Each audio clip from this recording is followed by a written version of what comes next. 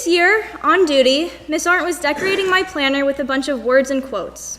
One thing she wrote was, "Be authentic, not unique." So I thought I'd write a chapel talk about it. In high school, it is hard to be authentic since all of us are still figuring out exactly what that means with the added challenges of boarding school.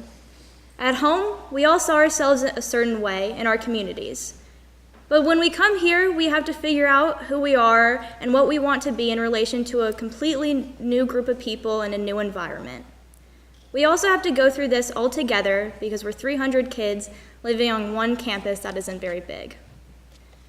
After 4 years, I've thought about myself a lot more than I ever thought I would before going to high school, and here's what I came up with. My name is Helen Boone. I'm a 4-year senior. I was born in Mobile, Alabama, and I'm from Beaumont, Texas. This means, in my mind, I'm the person who went to Cotillion, was a symphony belle, is immune to mosquito bites, and has the song Deep in the Heart of Texas playing wherever I go. But, though I'm from Texas and it has shaped my identity a great deal, I grew up going to different countries for long periods of time because of my mom's job. When I was 4, I spent time in Germany. When I was 8, it was Spain, then Greece, then Italy, then Italy, then Italy, and this summer it will be Italy again. There were long periods of time where the only kids I played with were my sister and random kids at the park who didn't speak English. It's weird getting used to living in a world that you are not a part of, and then going home to the world that shaped you, only to find out that your friends now see you as an alien because you left it. For middle school, I transferred from the Episcopal private school I had gone to since kindergarten to a public school. I loved my new school, but in the beginning I felt like an outsider, mostly because I was one. Beaumont handled legal desegregation like many other southern cities, with more segregation. After there was an effort to integrate schools, all of the wealthy white families created private schools to attend, the non-wealthy white families moved out to the country, and all the other students were left to attend low-performing public schools, creating a school system of disproportionately high minority populations. Even though Beaumont's demographics are 15% Hispanic, 48% Black, 32% white, and 5% other, the public school I attended was made up of 25% Hispanic, 67% Black, 1% white, and 7% other. There are 900 students between the 3 grades, and I was one of 9 white students. I got a lot of cracker, vanilla, inside out Oreo, the nice white girl, token whitey, and Taylor Swift. I remember my first day of school, I sat down at a random desk, and like usual, I was the only white girl in the class. People ignored me and I was fine, until this girl Alina yelled out, "Hey white girl, where are you from?" I told her I was new, and she asked if anyone had ever told me that I looked like Taylor Swift, or if I had money, or why I even went to that school. She kept going until this kid Kadrian threw a pencil right at her head, told her to stop being annoying. She was so mad at him that she completely forgot all about me. In the beginning of the year, I was worried I wouldn't make friends, but over time, I became comfortable being the only white girl in my class, on the volleyball team, or in the friend group. I ended up making amazing friends who I still see when I go home, including Alina. It was hard being different because of how often people around me pointed it out, not that they really needed to. I never stopped being conscious of it.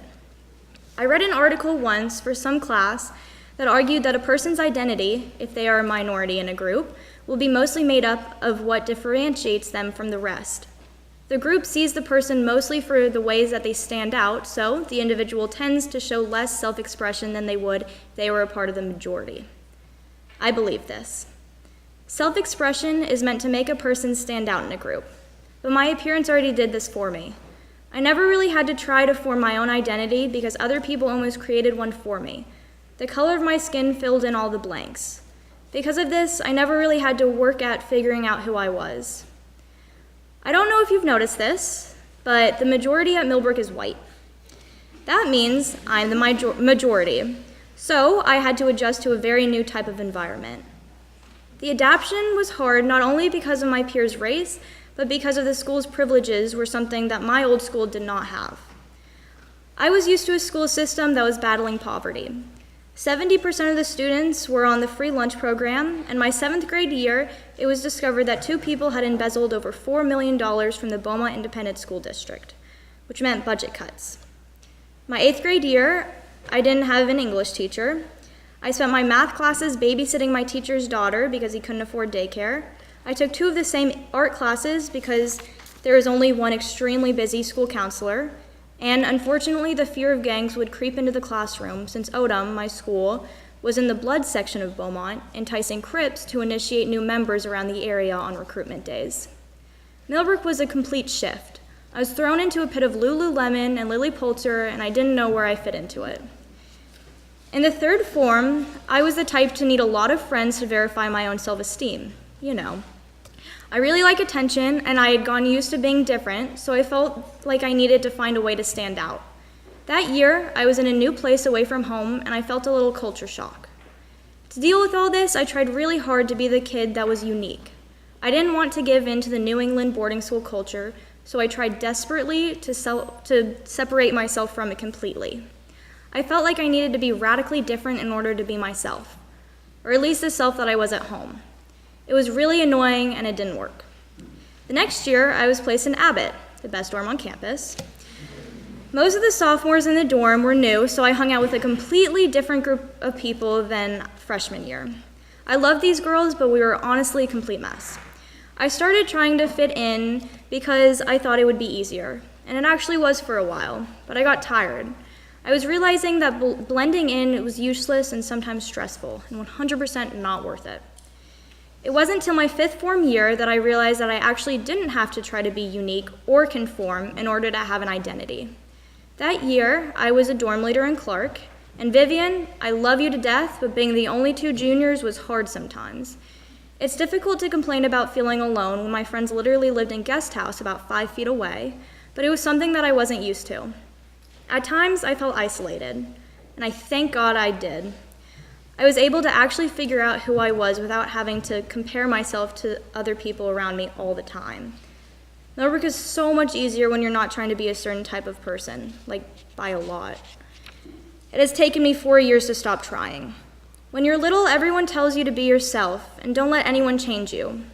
That's actually a million times harder than it sounds, especially when you're in high school, and you have no idea what being yourself even means.